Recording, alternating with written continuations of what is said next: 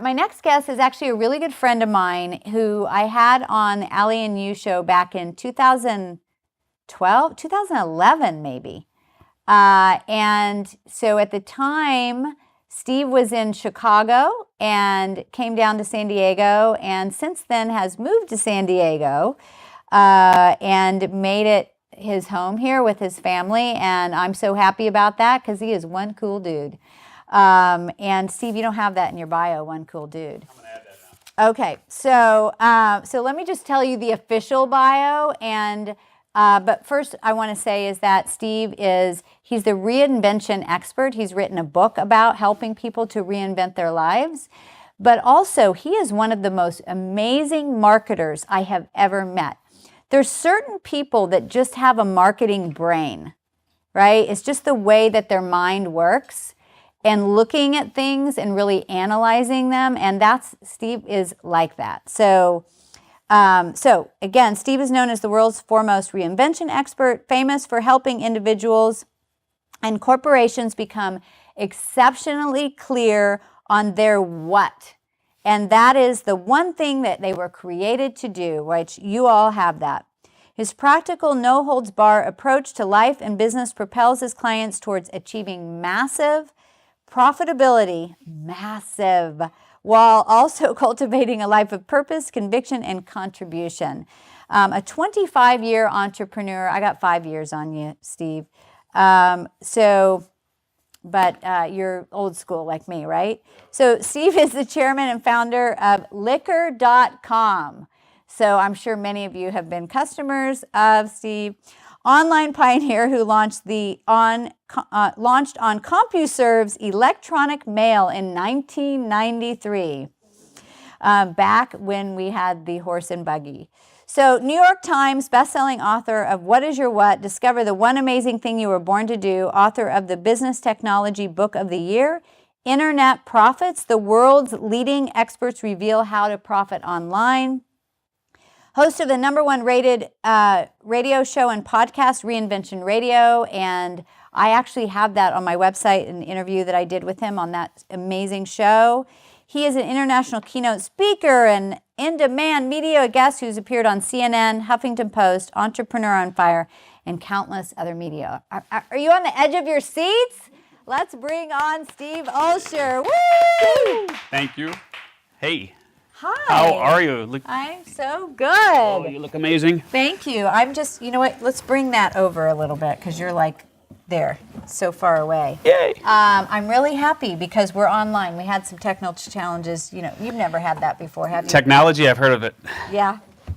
Ooh. Yeah. Okay, So good. Anyway, How are you? I'm Yay. good. I'm good. I'm so Yeah. glad you're here. As well am I. Yeah. So you've been on my show a couple times, have. and when I think about when you first came on my show, I mean, nobody was really doing that back then. That was really cool that we were able to do that. Yeah, it's interesting how timing really is everything, and sometimes you can actually be too early into things. Yeah. And that was my first go in the internet world when as you said, we launched on CompuServe's electronic mall in '93, had a fully functional e-commerce site in '95. We were actually early. Yeah. So much so that we imploded before everything got to the point where it is now. If things were like they are now, like they were, I mean, it's like if we had what we have now back then, I mean, geez, we would have been easily $100, $200 million company. Yeah. It's kind of like if I had only invested in that one house when it was like $200,000. Right. You know, Yeah. It's always like that, right? Yeah. Hindsight is 20/20. Anyway, you've got some really cool stuff that you're going to talk about today, and I'm just kind of going to let you take over here. Sure. I'm going to be on the sidelines, and I'll just sort of jump in when I feel like I have something to add. But you just have some really cool stuff to talk about. And as I said, you come from this, you have this marketing mind in business, and but you know, these are some things that you can learn, that people can be taught. So For I know sure. that a lot of times people can get intimidated by marketing, but it doesn't have to be that way. Yeah. I mean, you really learn by doing, don't you think? Absolutely. You learn by falling on your face. Yeah, and the beautiful thing about how things are now is you can learn by doing without spending any money to do it. and literally just throw it against the wall and see what sticks. Yeah. And it's a whole new world where literally you are the media, I am the media. Even if you have 100 people who follow you, they look to you for your advice, for your savvy, for what's going on in your life, et cetera. And so this is a whole new playing field that, frankly, being able to reach anyone, literally almost anyone, anywhere on the globe, at a push of a button. I mean, it's just like, it's insane how easy it is now to have massive impact in a way that, frankly, just didn't exist even a few short years ago. Yeah, no, it's amazing. And, sometimes people say, well, I don't have that many followers, or I just have 100 people. Imagine if 100 people were sitting in front of you right now, like in this room. Like, that's a lot of people.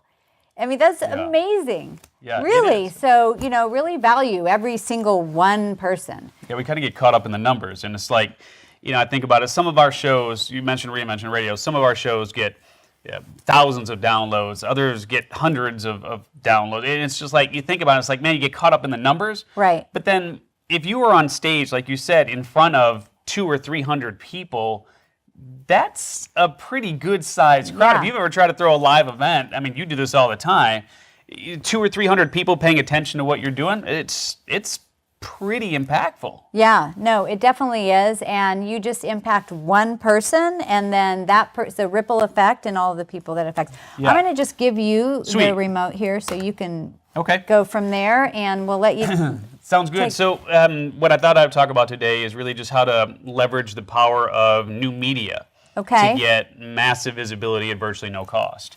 And I just want to run a few things by you. The slides, obviously, we'll just keep it conversational, but I think the slides will kind of help us move through this a little bit. Do you remember this? Do you remember this dress? Yes. So it was like, what color is it? Right. So actually on the chat, I'd love to see what you guys think on this. So hit it on the chat, which is that dress white and gold, or is that dress black and blue? Actually, just out of curiosity, for the folks here in the house, what is that? Just yell it out. Gold.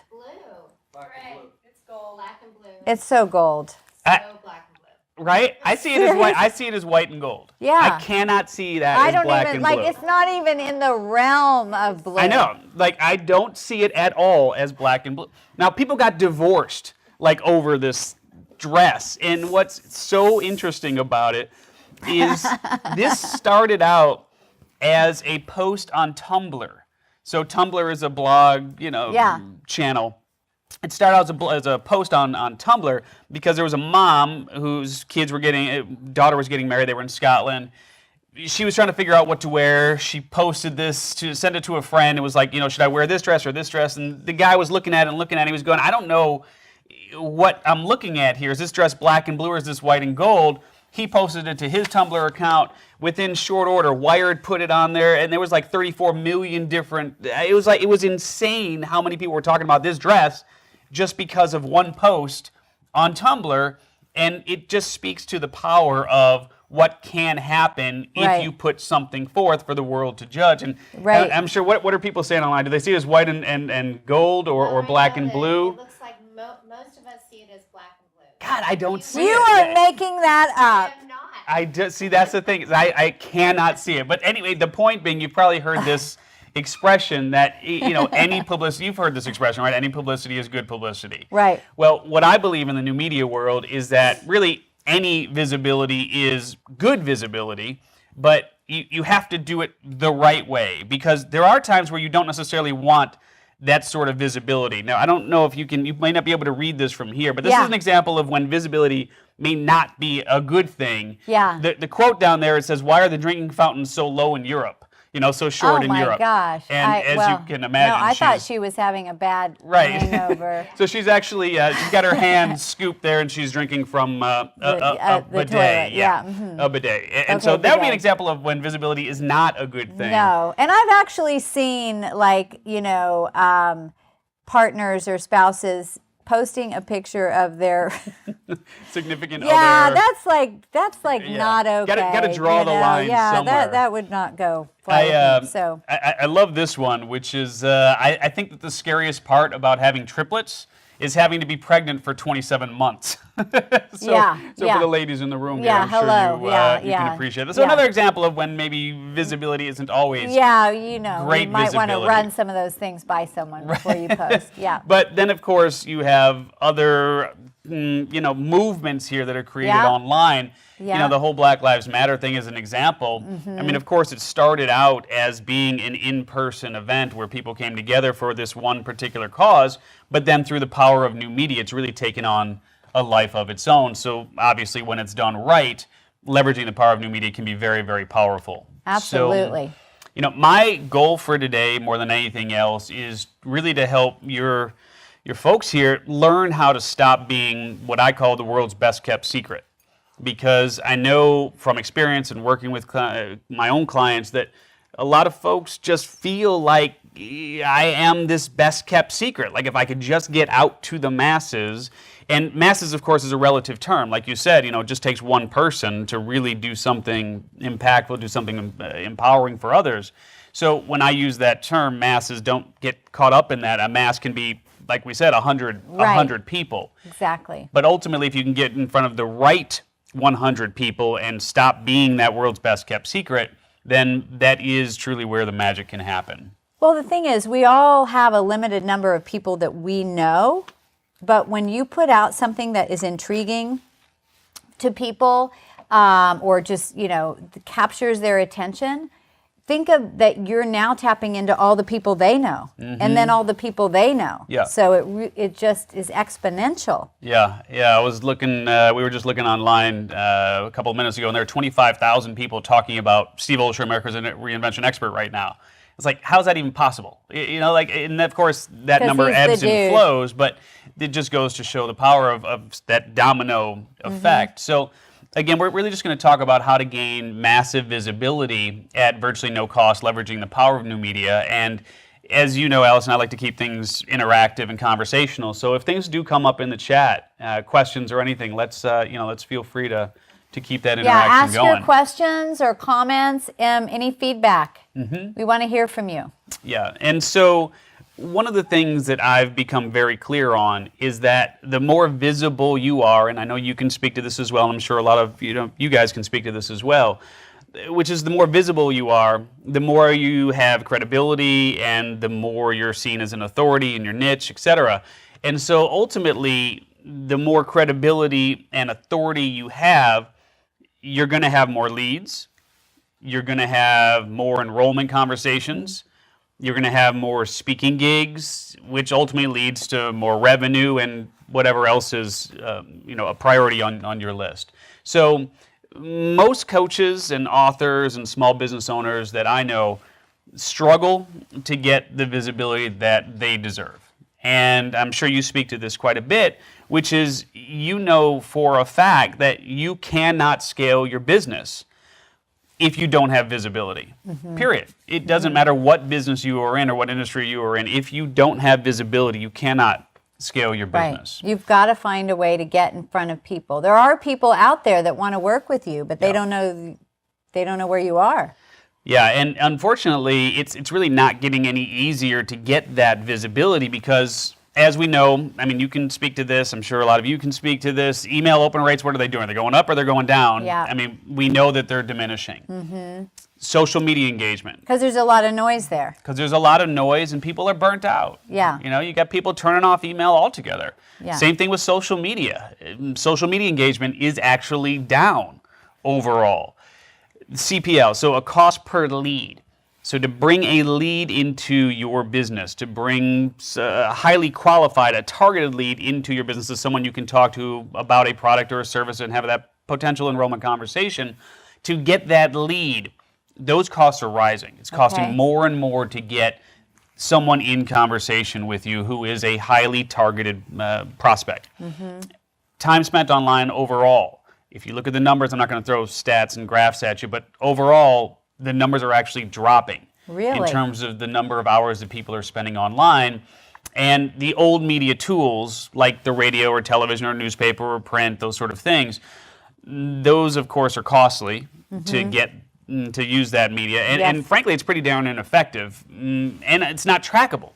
For the most part, you can't really tell, unless you've got a direct response phone number, an 800 number or something, you can't really tell how responsive people are to those old media tactics. Right, because they're not as targeted, right? Like you might be, you're just sort of casting a wide net. It's a shotgun approach, right? Yeah. I mean, it's just like you just spray and hopefully you hit something. Yeah. And it's not, when somebody comes onto your site, it's trackable. Hopefully you've got a pixel. I don't want to get too technical, but hopefully you've got tracking pixels on your site. Google and so Analytics. All that fun stuff, so you can actually see what happens. If you send an email, you know who opens that email. If you put an ad on the radio, you don't know who's hearing it. You certainly don't know who's responding. So new media really does solve the visibility, the affordability, and the differentiation struggles that I see so many business owners, coaches, authors, speakers, etc., having to deal with, especially those who are dealing in sort of a commodity-oriented business, where what they're doing is competing on price. And what I know is that if you can get the visibility and the authority and the credibility, you get to the point where you could be doing something similar to what someone else is doing, but because you have this authority, because you have this visibility, because you have this credibility, I mean, you have the ability to literally just to have people banging down your door to pay you what you know you're worth and what you want to charge for your time and your expertise. So new media can help you stop running in those commodity-oriented circles. If you're positioning yourself. It's all about positioning. It's all about positioning, exactly. Yeah. And it also empowers you to reach people who are no longer accessible through what I might call the more traditional channels. It's the easiest way to say it is people are still consuming content, they're just consuming it in different ways. People still want to be entertained. People still want to be educated. They still want to grow and scale their business. They're just learning in different ways than. Can you give me an example? So, well, we're going to get into some of that as examples, but but in other words, when you look at email marketing as a primary tool, for a number of years, that was a primary tool that people would leverage. Now, it does okay, but this whole world of new media is where I see the majority of the eyeballs and the eardrums going. So let's just make sure we're on the same page here. Which you got me just, So new media, just for clarity's sake, what we're talking about is it's content available on demand. So through the internet, using different forms of electronic technology. So it can be accessed on multiple devices and provides for interactive communication and sharing amongst its consumers. Old media is the old channels, right? The radio, the television, the newspapers, and the magazines. There are 5 primary new media platforms, and I just want to make sure we're all on the same page here. And when I'm talking about new media, this is what I'm talking about. So there is audio. And audio, of course, comes in 2 forms. You've got recorded audio, and you've got live audio. And so an example of recorded audio would be like a podcast. An example of live audio would be like Zcast or Blog Talk Radio or something of that nature. Let's see, you've got video. You've got recorded video, which of course is YouTube and Wistia and Vimeo and those sort of things. And then you've got live video like what we're doing here through the live streaming or Facebook Live or Periscope or one of those channels. Blogging, of course, we don't need to go into detail about that. Social media, you know who the usual suspects are in that world. And then mobile, talking about apps and so on. Do you have an app, by the way? Is there an Allison Maslan app? We have a Pinnacle app that we're still really working on, and we have our own software, the Interactive Life Coach, and then we're working on creating an app for that. Sweet. And so most businesses that I know, coaches, authors, speakers, said they don't have an app. Now, I'm not here to teach you how to podcast or do video or blog or get involved in social media or create an app. We're really just going to talk about new media as a whole. And what would be the advantage for a business having their own app? It's eyeballs. I mean, it's eyeballs, it's eardrums, it's attention. And realistically, you have to think about mobile in terms of this is something that is with you for a lot of us far too many hours of the day in far too many places that we care to talk about. And if you simply it's like, I can't guarantee that anyone's going to find you if you get involved in this new media world.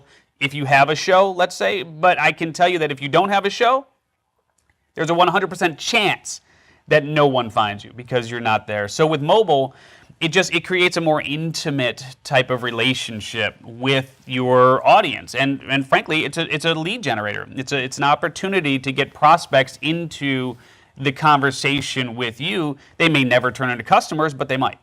Right. So, and it's also an authority builder, isn't it? Like, and it's sure. a great. I know for my show, one of the big pluses is that I get to meet people like you, and I get to say, hey, come on my show, which exactly. is opened so many doors for Yeah. that relationship building. Yeah, absolutely. And we are in the midst of what I would call a new media revolution, and it's here and it's gaining a momentum.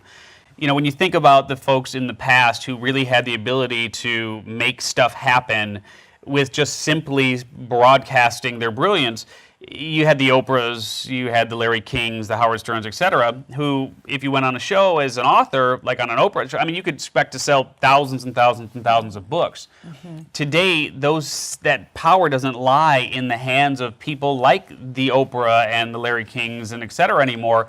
These are the people that these are the faces of the new media revolution. Mm-hmm. And people like Chalene Johnson, people like Ree Drummond, people like PewDiePie and Johnny Lee Dumas and Gretchen Rubin and those sort of folks who literally have tens of thousands, and in some cases, PewDiePie, he's an anomaly. He puts something up and literally within seconds he can get to 100,000, 200,000, 300,000 likes, shares, it's insane. This didn't exist before. These are the types of people that if you can get in conversation with them and they share what you are doing with their audience, they can literally make you famous with the push of a button. Well, what do you think is, like, for instance, what is his phenomena? What do you think, not specifically his particular content, but what do you think it is that taps into people to create such a flurry? Yeah, and honestly, the common thread between all of the folks that you're seeing here and others, and there's many, many, many others, is consistency. Mm-hmm.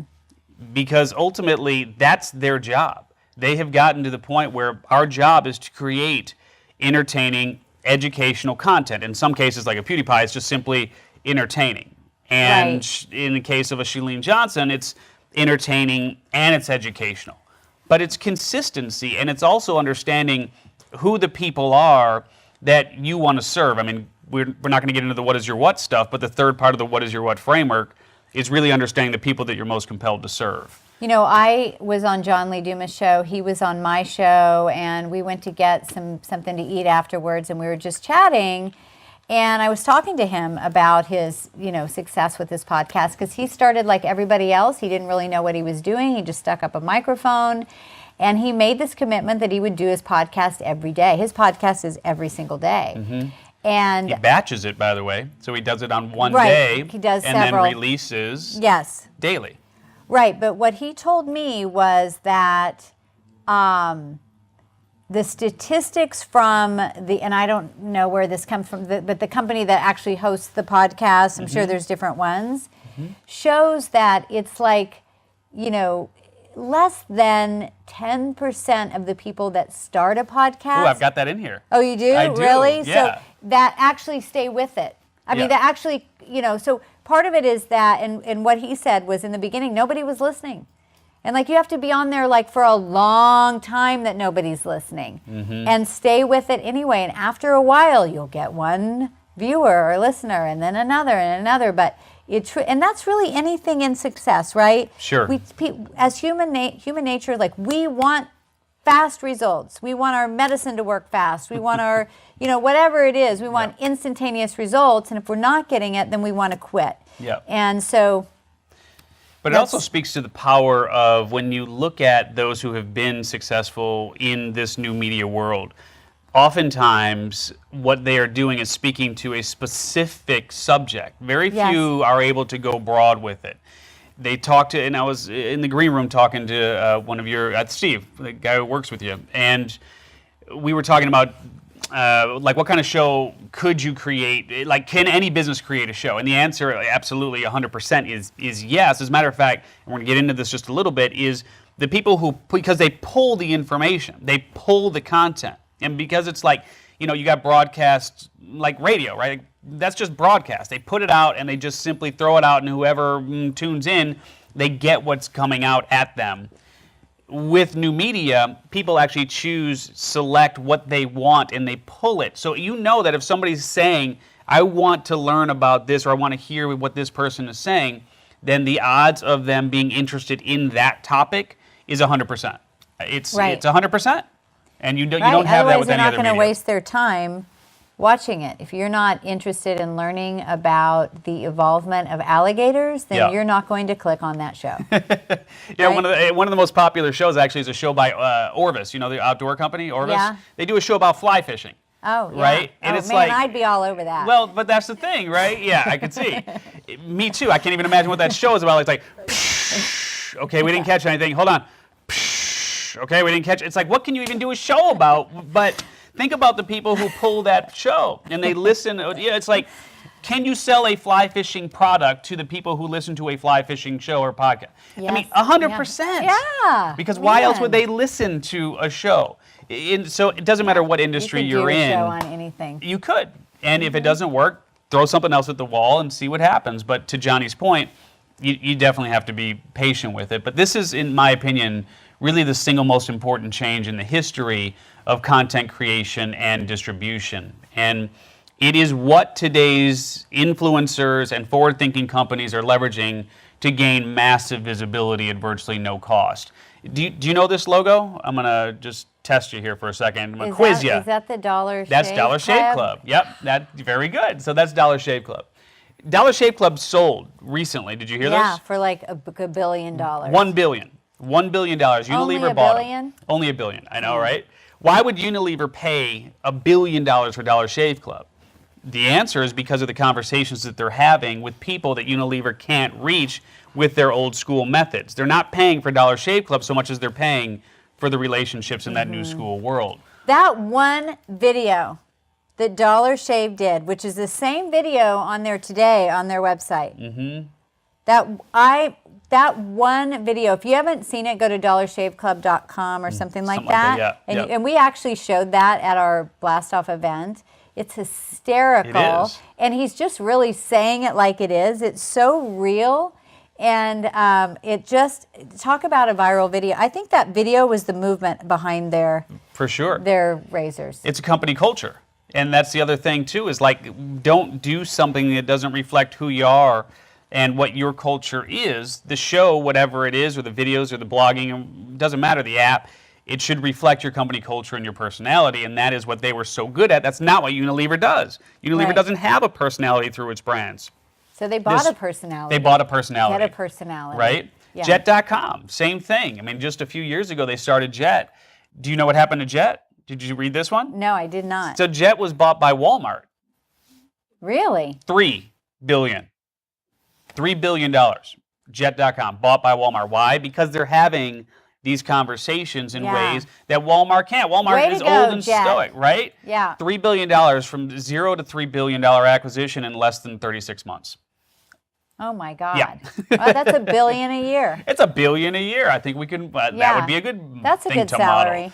I would take that all day long. Yeah, and that would work. And what they're doing, and people like Johnny Lee and Chalene Johnson, et cetera, I mean, it works absolutely. I promise you it works for any business in absolutely any industry, whether we're talking about a health practitioner or personal development or finance or internet markeing, fitness, fly fishing, ghost chasing, weather geeks, I mean, photography, it doesn't matter.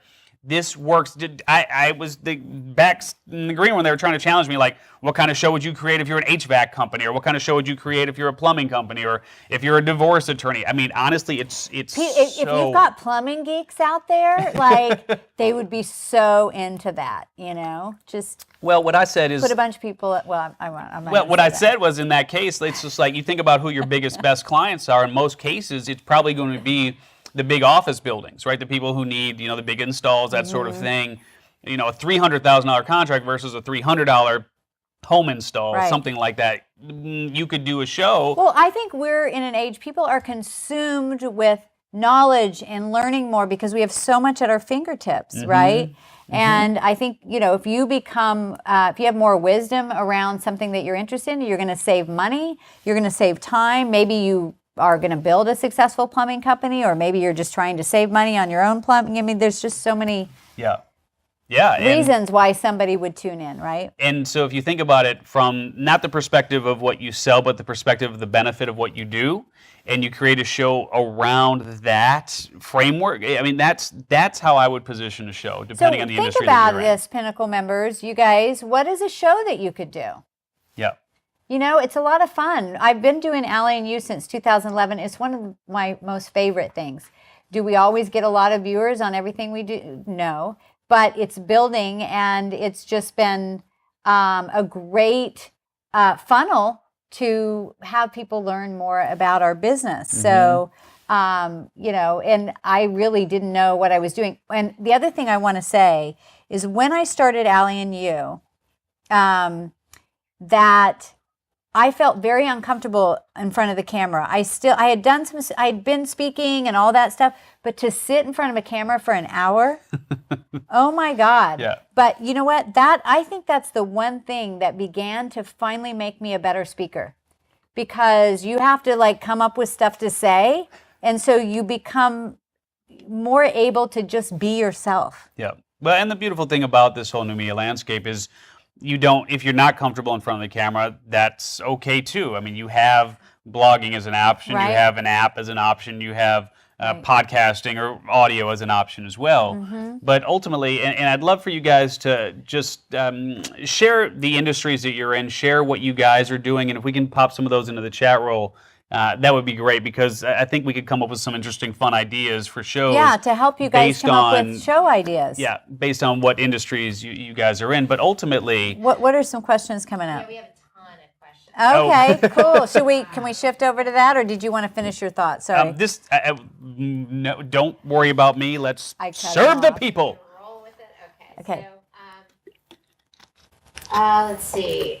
This is from Susan Batoyan, who has Hi, a Susan. business that she goes into big companies and she helps put focus groups together so she can help them decide. For market research. Market research, thank you. And so she is, how can we ask about how to drive social engagement in B2B, like what works in his experience? So we've got a lot of B2B people that are Sure. asking, how does that work? Yeah, absolutely. So what I would suggest is when you're talking about market research and you go in and you're trying to help someone understand what the consumer really wants. Think about it from this standpoint, which is you're not selling market research, you're selling the benefit of what that research provides. And what it provides is more tangible conversations, more poignant marketing. It gives you the opportunity to really get folks clear on what the conversation is out in the marketplace, so that they can then bring that conversation back in to their business, so they can create marketing that speaks to that. Right, So, and to build better relationships and ultimately bring in more business. So, yeah. so what you're saying is focusing on not necessarily market research, but what it's doing. So what I would do is, if there's a particular, let me see if we can get that answer. B2B is very broad. So Right. who are the... Other B&B? No. In terms of the market research, who are your typical customers? Like, what industries are they in? Who typically hires you? That's my question for her. Well, I happen to know that. Oh, you know that? So Yes. big companies. She works with Disney. She's done some Disney work. She's worked for, I believe, Nordstrom. She's worked for... Well, let's just stop there. We're talking about okay? you, Susan. Yeah. So, Nordstrom's a perfect example, right? And I'm sure you have other clients as well, as we're running through the list here. But what I would do is I would start with a show that focuses on retail somehow, and pick an aspect of retail that you really love. I mean, Nordstrom's a big store, so we talk about men's fashion, we talk about women's fashion, we talking about shoes, we talking about cosmetics, something of that nature. If you try to go too broad, it's tough. But retail in itself, especially if you had a conversation around, if you think about retail from the standpoint of You have individual departments within each of those, right, within a store, especially like within a Nordstrom. If you have an opportunity to create a dialogue with people who would shop at Nordstrom's, I guarantee you actually, with the way that Nordstrom's is, and because they have such an amazing reputation, one of their things that they're most known for is their customer service, right? And the way that they treat their clients. And so one of the things that I would see doing is if you created a show that was specifically focused on customer service, as an example, you would get people who are in that industry of providing service for their customers tuning in to hear about best practices. So those are the people who make the decision to hire people like you. Yeah. Right? And that's what you have to think about. That is so smart. I love that idea. Yeah. So Isn't that great, Susan? I mean, so you think about who hires you, right? Right. Who hires you? And what are the things that they want to know? Yeah, I mean, you could go towards the men's fashion, you could go towards the women's fashion, or you could do shows or blogs or video. You could do those things, but those aren't the people who are writing you a check. The people who are writing you a check are the people, and again, I'm thinking about Nordstrom and their focus on customer service. Those are the folks that are going to be saying, yes, let's bring her in to help us create a campaign or create strategy around how to better serve our people. So love that. What just any something to others, think about. Melissa? I love that. We also have Debbie Kruzik with data management, and she helps companies go in and get rid of all their paper. And so she works, with big companies. Right, so that everything is streamlined and they're using technology. Right. So what you're talking about? I think, Debbie, you're having a hard time making that one sexy to people. Because it's not sexy when you describe it that way, but it's sexy when you talk about the benefit of what happens. It's a money thing. Yeah. It's profitability. It's what happens when you go from that inefficient way of operating, of doing business, to this more streamlined way where what happens? What's the byproduct of that? What is the benefit of someone bringing you into their organization, you doing what you do? What happens on the other side of that? What happens on the other side of that is where you want to focus the conversation. Because ultimately, people are here, you've probably heard this expression, Allison, but people are here on what some lovingly call Pain Island, and they want to be over here on what others, call Pleasure Island, right? So the question is, how do you bring them from Pain Island to Pleasure Island? You sell them Pleasure Island, and then they're here and they want to get there. So that's what the show should be about, is what that looks like. How to get to Pleasure Island. How to get to Debbie, Pleasure Island. There you go. But, obviously we're being a little facetious here, but the point being that if you can figure out what that is, what do people say, like when you work with them, when you're done working with them, what do they say? Like, man, you really helped me to do X, Y, or Z and really changed my business in terms of A, B, and C. Whatever those answers are, that's where I would focus the conversation. Yeah. Does that make sense? Yeah, and I think we got to work on that a little bit, Debbie, and I think, this is what you brought up earlier, but I do make the show not about data management. Make the show or your marketing in general about where they want to be on Pleasure Island. Not Treasure Island, Pleasure Island. Yeah, and so ultimately though, data management, depending on how you spin it, it's also about what you can do, like there's big data, right? I'm not sure if that's what we're talking about here, but if we're talking about big data, there is the benefit of what happens when you have your data organized in a way that you can read through exactly all of these data points that you're being, fed, and how to translate that into something tangible that you can implement now. And so if that's one of the byproducts of what you do, then you can think about it in terms of the byproduct of what happens after they implement your strategies and your tactics and shortcuts, etc. So, great. Yeah, something Love to think that. about. How about a luxury wedding planner? Oh God, that is so. I'm Luxury sorry. wedding planner. That would be just. There's so much you could do there, right? Oh, for sure. And that to me is like, that is just the center of the target bullseye in terms of the people that would tune in. Think about it in the questions, right? What are the questions that people have? If people are about to get married, what are the questions that they have 6 months out, 9 months out, a year out, etc.? And then, or even if they're hoping one day they get married, because really, what is weddings? It's romance. Like the whole show could be about romance or different cities around the world, the most romantic places to have a wedding, or you know, most famous weddings, or weddings biggest flops. Sure. I mean, there's just so much that you could do. Yeah, that would be, and it would be a lot of fun because you could have, the show would obviously be focused on weddings, right? I mean, that's the idea, is to bring in people who have expertise in weddings in areas that you don't necessarily have your expertise in. Bring them in and interview them. You know, talk about wedding best practices, talk about destination weddings, talk about dresses, talk about tuxedo. I mean, it's like, it's endless, but think about the people that are going to be pulling that show or reading that blog. They are obviously do celebrity weddings. Sure. Celebrity weddings, celebrities coming on and talking about the things that like were total flops at their wedding. That would be hilarious. Yeah, and it could be a lot of fun. And when you think about it in terms of lead generation, you have to get in your mind here that the show is a lead generation tool. It's not, I mean, look, you do it because it's fun and you have fun, but ultimately it has to be a lead generation tool.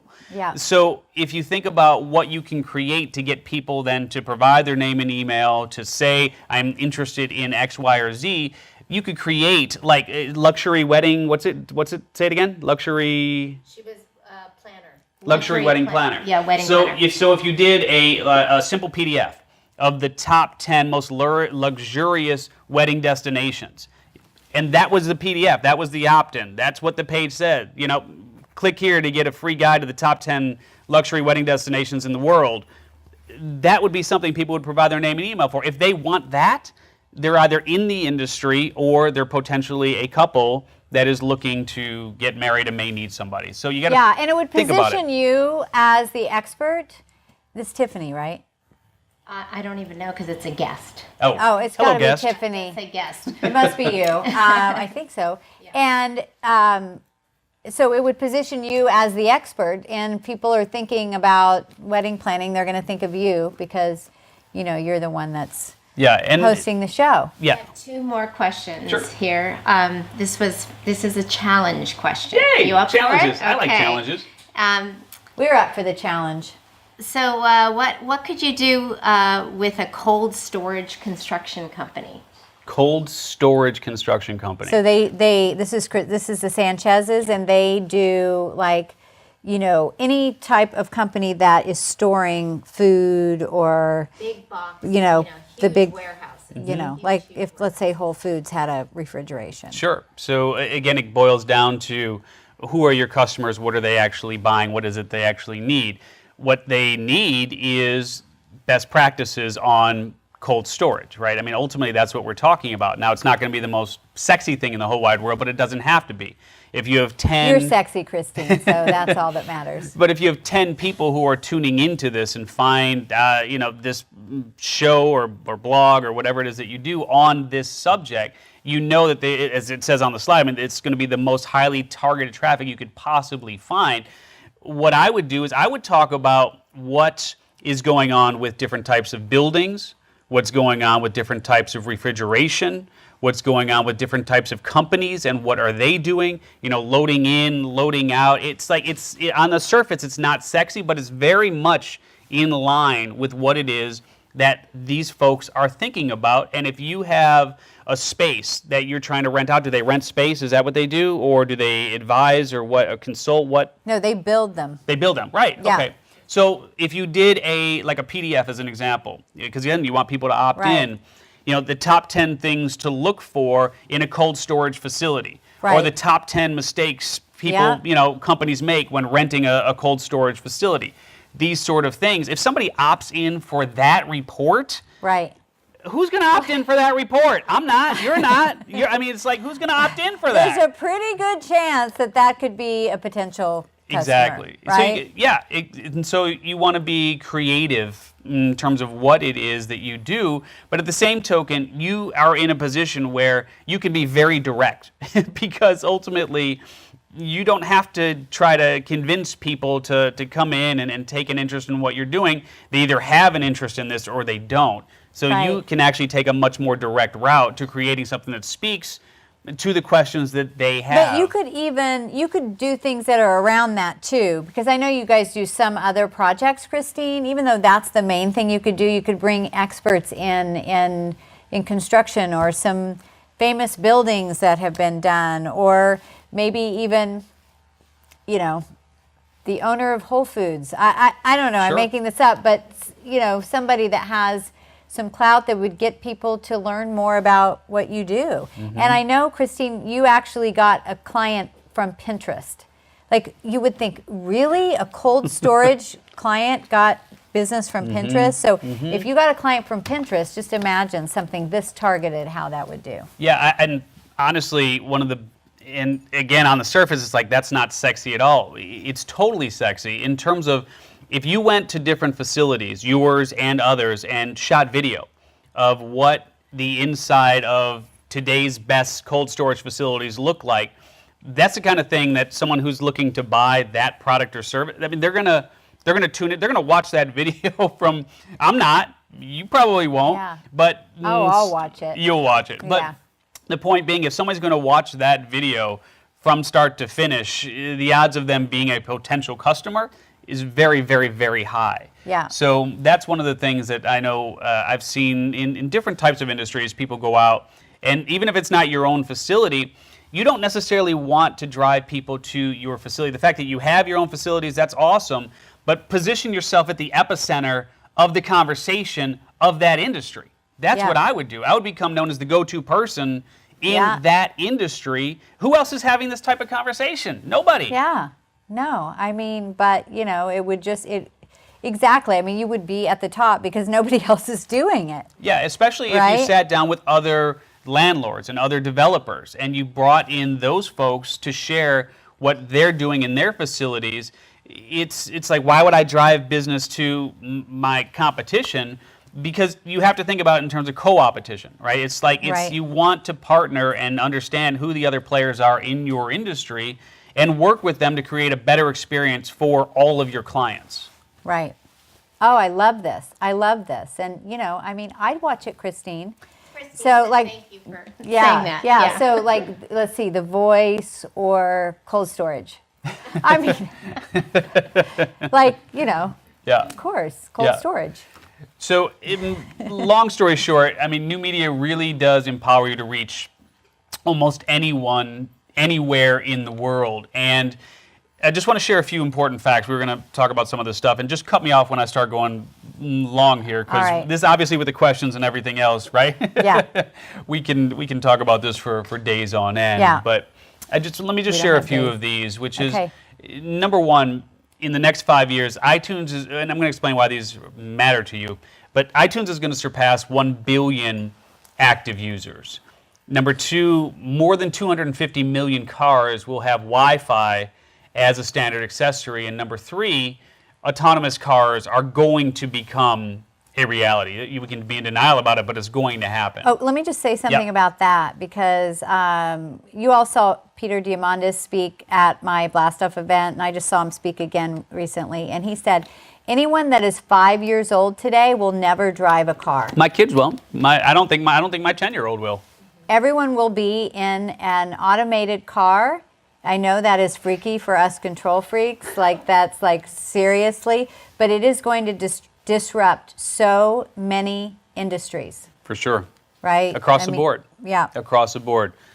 Next 5 years, you've got 3 billion new people coming online, and the number of daily visitors to new media platforms like Facebook Live and Snapchat and Periscope, it's going to exceed that of all major television networks, radio stations, and newspapers combined. So, amazing. Why do you care? Well, first and foremost, iTunes. iTunes is one of the most popular search engines in the world. Google, YouTube, Amazon, iTunes. 4 biggest search engines. Why do you care? You care because ultimately you have, I mean, if you think about the industry, it doesn't matter exactly how many, like cold storage, right? How many people are tuning in to iTunes looking for a cold storage? Probably not very many. But the fact is that if you've got a wide enough net, if you cast a wide enough net, you're going to catch somebody that is interested in what you do. Right. If you're not on iTunes or you don't have a show, you're going to miss that opportunity. Same thing with Wi-Fi being in the car. What do you think is going to happen when it's AM, FM, satellite, and anything else that you want that's online, whether it's podcasting or the internet in general, et cetera. It's going to be just another thing on the dial. Right. 250 million cars are rolling off the assembly line in the next 5 years with Wi-Fi as a standard accessory. Everything that you can do on your mobile device, you'll be able to do in your car, and I'll show you actually. Don't while you're driving. Well, okay, please. But here's where it gets fun, right? Is because of the autonomous cars. This is what it looks like in an autonomous car. Yeah. Which is what people are doing is absolutely anything they want. And so they're going to be sitting there as they go from point A to point B, searching, shopping, learning, whatever it might be, and they're going to be able to do anything because they don't have to keep their hands on the wheel. So 3 billion new people coming online. I think you understand the power of that. These are 3 billion new people who, frankly, aren't familiar at all with this whole world of internet marketing. And then new media in terms of the daily visitors. All of these people, bottom line, is they're all going to need information, right? They're all going to need entertainment. They're all going to need products and services and coaching, et cetera. And if you aren't there, what's going to happen is absolutely nothing. I mean, nada. Nothing. And I can't guarantee that if you are there, anything will happen. But at the very least, there is the chance that someone will find you. And ultimately, where we are right now is that we're really at a crucial inflection point.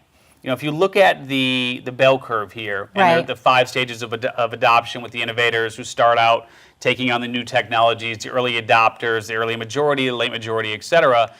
Where we are right now is where that green dot is. Okay. So we're literally right at sort of the uptick here in terms of the adaptation of new media in people's lives. So less than 10% of the people right now readily and consistently turn to new media channels as either their primary or secondary source for content and entertainment consumption, which means that over the next 10 years, more than 90% of the general public will begin to accept and consistently use new media outlets on a daily basis. Okay. And so ultimately, this is a window of opportunity. It's like the Apple IPO, right, in 1980 or whatever it was. It's the Google IPO in 2005. It's Facebook fan pages in 2009. There's over 2 billion websites. 2 billion websites. People are like, am I too late to get into this new media? Can I still get into this world? Think about it this way. There's over 2 billion websites right now with millions being added every single day. This speaks to the Johnny Lee number that you were talking about. There are less than 300,000 podcasts right now that are in existence. And of those, less than 10% of those shows will complete more than 9 episodes. So what that means is you've really got about 30,000 or so active podcasts. Right. Now, I'm not saying you do podcasting. That's just a suggestion. And then break that down by industry. Oh, God, it's minimal. I mean, get moving, Pinnacle peeps. Right, 35 million people, 12 and over, who listen to podcasts on a weekly basis, which translated to 10 billion downloads on iTunes in 2016 alone. That's where the number is going to be. Each person who actually listens to podcasts averages about 285 podcast episodes per person per year. So those who are listening to shows listen on a consistent basis, and they're all looking for information, entertainment, et cetera, et cetera. Wow. So here's what I know, is that the time to learn how to leverage the power of new media is now. I mean, really, and it's just, we can't deny it.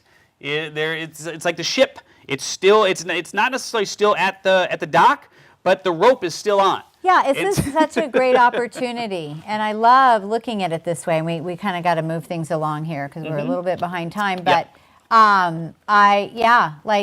don't feel like you're, that it's too late to jump in. This is the perfect timing because we've already created some traction, so it's going to move ahead actually faster than when we started doing ours way back in the dark ages. Yeah, so I mean, we can leave it at that, and if there's any questions or I don't know how you're doing timing-wise. Yeah, we're, any other questions? I know there's quite a few, and we can answer more on the chat later, but. Okay, we're having a little bit of issues here, no audio or video at the moment. What do we have? What's happening? You refreshed it? How long has that been going for? 3 minutes. But this one didn't. Maybe. I think we're back. We're back. We're back. Oh, back, God. yay. See, new media. It's just like you're here, you're back. gone, It's you're just here, you're amazing how that goes. So anyway, but did you have something you wanted to add in, Melissa? No, I think we're good. This is awesome. Everybody's loving it. Good. Loving it. Good. Thank you. Yeah, Good. absolutely. All right. Well, this has been wonderful. I It appreciate got me you having me thinking on. a lot, and I know that all the Pinnacle members are gonna. I know all the Pinnacle. You guys are already like scripting out your show. The key is consistency. Don't key do is it unless you're going to consistency. do it, and stay committed with it. Yeah, and be clear on what the end goal is. Don't start a show just for the sake of starting a show. Do it because you understand what you want that listener to end up doing. So Right. if you want to have them as a coaching client, if that's your goal, then you got to back into how that happens through the Right. show. Have some commercials on there, or things that are leading on the show to opt-ins, right? Promoting the show and all that good stuff. But you want it to be. Don't just do it for the sake of doing it. Exactly. You need to have a good ROI. Might take a while for that to happen, but it's got to be. That's the direction. Sure. All right. All right. Thank you. Thank you. This was awesome. Yay. Isn't he amazing? Thank you. All right. I will leave you to this. Okay. All right, I'll See talk you to later. All right. Bye, Steve. Let's say bye to Steve. Bye.